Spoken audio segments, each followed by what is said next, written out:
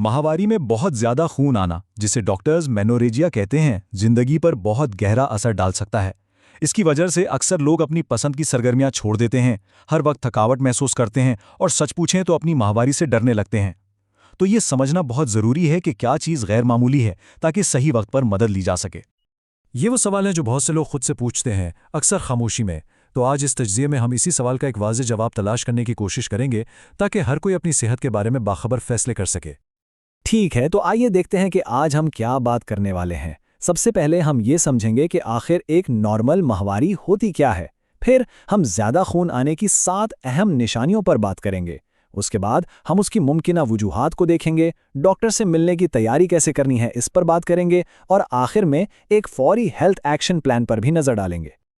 तो किसी भी चीज़ को गैर मामूली कहने से पहले ये जानना बहुत ज़रूरी है कि तिब्बी लिहाज से मामूल किसे समझा जाता है, यानी माहवारी में खून की आम मिकदार आखिर होती कितनी है। तो जनाब, तिब्बी तहकीक ये कहती है कि एक पूरी माहवारी के दौरान 60 मिलीलीटर तक खून का बहाव मामूल की बालाई हद है। अब ये सुनने में शायद इतना ज़्यादा ना लगे, लेकिन इसका मतलब है तकरीबन 4 खाने के चम्मच। अगर इससे ज़्यादा खून आ रहा है तो ये तशवीश की बात हो सकती है। तो असल बात यह है, जब माहवारी 7 दिन से ज़्यादा चले या खून का बहाव 60 से 80 मिलीलीटर से भी बढ़ जाए, तो डॉक्टर्स इसे अपनी ज़ुबान में मेनोरेजिया कहते हैं। ये वो लफ्ज़ है जो इस हालत को बयान करने के लिए इस्तेमाल होता है। अच्छा, अब सवाल ये है कि 60 मिलीलीटर का अंदाज़ा कैसे लगाया जाए। जाहिर है घर पर खून को नापना तो मुश्किल है ना? लेकिन इसका एक आसान तरीका है। हम अपने पीरियड प्रोडक्ट्स की गुंजाइश से अंदाज़ा लगा सकते हैं। जैसे एक रेगुलर टैम्पॉन या पैड तकरीबन 5 मिलीलीटर खून जज़्ब करता है। इस मालूमात से अपने बहाव को ट्रैक करने में काफ़ी आसानी हो जाती है। तो वो कौन सी वाज़ेह निशानियां हैं जिनसे ये इशारा मिलता है कि खून का बहाव ज़रूरत से ज़्यादा हो सकता है? आइए उन 7 अहम इशारों पर एक नज़र डालते हैं। ये एक तरह की सेल्फ चेकलिस्ट है। आइए इन 7 बातों पर ज़रा गौर करें। क्या हर घंटे पैड या टैम्पून बदलने की ज़रूरत पड़ रही है? क्या रात को सिर्फ इसलिए उठना पड़ता है? अगर माहवारी 7 दिन से ज़्यादा चल रही है या खून के बड़े लोथड़े आ रहे हैं, तो ये सब अहम इशारे हैं।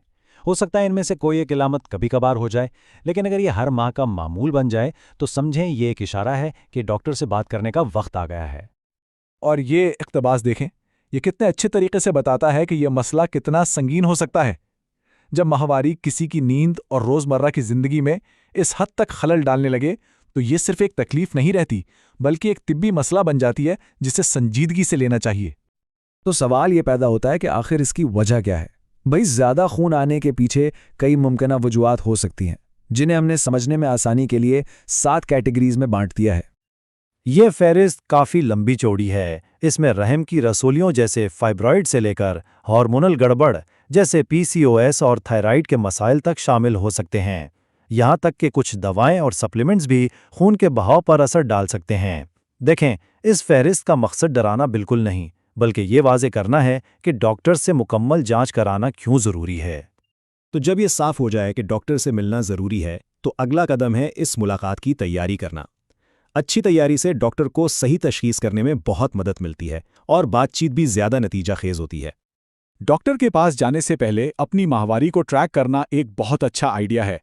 जैसे कि माहवारी कितने दिन रहती है, दिन में कितनी प्रोडक्ट्स इस्तेमाल होती हैं और कौन सी दवाएं या सप्लीमेंट्स लिए जा रहे हैं।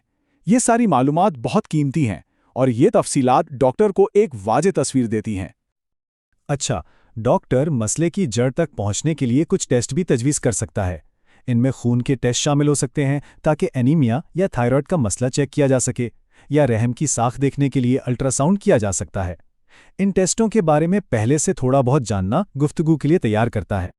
डॉक्टर से मुलाकात का इंतज़ार करते हुए भी कुछ ऐसे इक़दामात हैं जो अलामात को काबू में रखने में मदद दे सकते हैं। ये फौरी रिलीफ के लिए एक अमली मंसूबा समझ लें। कुछ अमली तजावीज़ हैं जिन पर फ़ौरन अमल किया जा सकता है। आइबोप्रोफीन खून का बहाव कम करने में मदद कर सकती है, जबकि आयरन से भरपूर ग़िज़ाएं जैसे हरी सब्जियां और गोश्त खाने से वो थकावट कम की जा सकती है जो अक्सर खून की कमी की वजह से होती है। बस ये याद रहे कि ये इक़दामात डॉक्टर के इलाज का मुतबादिल नहीं है, लेकिन इंतज़ार के दौरान यकीनी तौर पर मददगार साबित